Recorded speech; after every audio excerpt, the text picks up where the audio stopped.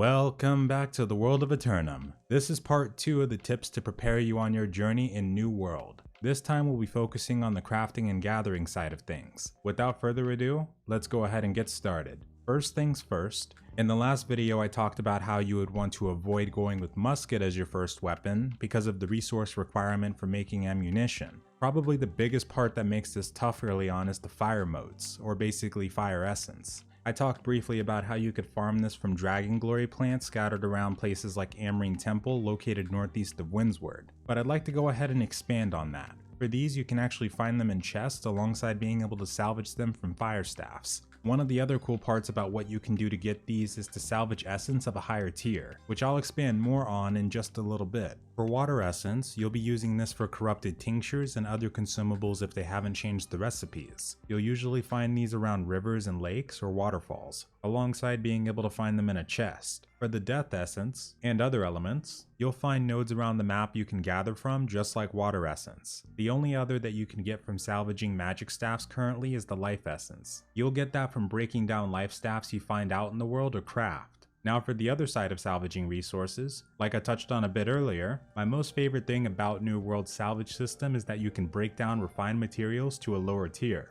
If you take tier 5 orichalcum ingots and try to salvage them, let's say you have about 5 of them. You can salvage it to have a chance of getting like 10 to 40 star metal ingots. The same thing counts for the other types of mats. Tier 5 wood goes down to tier 4 to tier 3, same for cloth, leather, and even magic essence. Next thing is that you will come across gear during your playtime that'll have crafting and gathering perks on them. There are perk items you can get either from looting chests or gathering out in the world. You can use these while crafting gear to have a better chance of getting a specific perk. You'll 100% want to make sure that whatever craft you plan on specializing in, you have a set of gear to put on before you do it. This way you'll get more bonuses for item score, which in turn might get you more perks in the end. You'll find gloves with bonuses to engineering, for example. This stacks in addition to the housing trophies you can get for crafting or combat buffs, and also the food you can eat that gives a temporary bonus to these professions. Using all of this in conjunction will be what separates a master crafter from a regular. You can also buy these pieces or sets of gear from the auction house or from loot drops. Make sure to keep an eye out.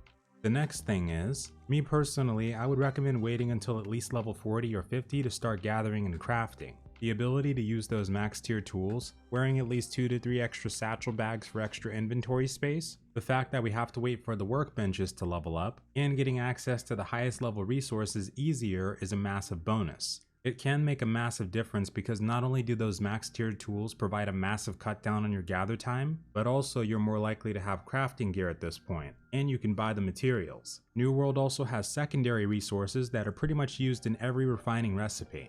For example, we have sandpaper, sand flux, and solvent. You'll most likely be getting these from chest drops, so being able to go and farm just about anywhere you want, and having a stockpile by the time you start crafting can be pretty nice. Next thing, level up your territory standing and shoot for getting a house as soon as possible. We've gone over the housing system before, and I don't expect it to be changing all that much. But if you don't remember, New World features instance housing, so you don't have to worry about land rushing. But some things to consider: does your guild own or stay in that territory? If it's a yes to both of those, go ahead and do it. Having a house will let you put storage items in it unless they change it, so that you can expand your maximum bank space of that settlement. And also trophies to get global crafting and combat buffs. Like I said before, sometimes the difference between someone making 5 pieces of gray gear and 5 pieces of blue or purple can be influenced by having a house with trophies, crafting gear, and food buffs. As a house owner in that territory, you'll also have access to getting lifestyle buffs that the governor sets, which can include crafting buffs as well. It's also cool to be able to decorate your house, so there's that. If you're a crafter, get one ASAP. And one of the last things we'll touch on, dismantle literally everything you get from crafting. And not just crafting, but any gear that you get in general that you aren't either using or planning to sell on the trading post, dismantle it. If you've got space in your bank or need to make some room in your inventory, break it down for resources and repair parts. Repair parts are what you need to hammer your gear back to full durability. Your gear won't 100% break when it goes down to 0, but you also can't use it if it's fully damaged. So make sure you keep a steady supply of repair parts at all times in case this happens. Sometimes people even bring trash gear with them on hunts to make sure they don't run out. A nifty little trick to make this easier, hold down S's and South on your keyboard, and then left click the item you want to salvage. That should initiate the salvaging hotkey and save you a whole lot of clicking.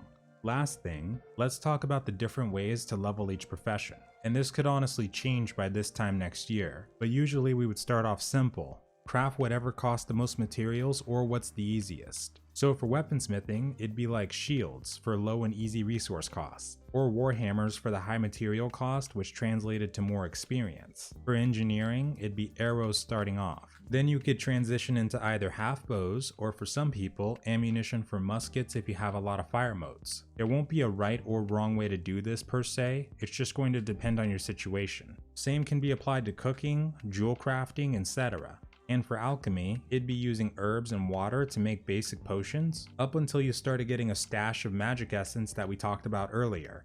Because of the changes made to the crafting system and our progression, after a certain point, you're going to reach a soft cap. So like it could be easy to get to 60 to start crafting tier 5, but to start consistently making blue or purple grade, you might need to get all the way up to 150 plus. And it doesn't stop there. The levels just keep going, and I'm not sure if they're going to put in bonuses as you cross thresholds, but just keep that in mind. You also need to make sure you're choosing the correct settlement perks if you plan to do crafting. When you level your standing in an area, go for the bank space, then the gathering perks if storage isn't available, and then a mixture between trading post and crafting fee reductions. One thing to note is that if the system still works the same, you can craft different items without them being in your inventory. They only need to be inside your bank. But with that though, that's all I wanted to go over today. The rest is in your hands, but hopefully this will put you on the right path to becoming a good gatherer and crafter. I'll also be expanding on this more in the future, but until then, thank you very much for watching and have a good night or day, and farewell.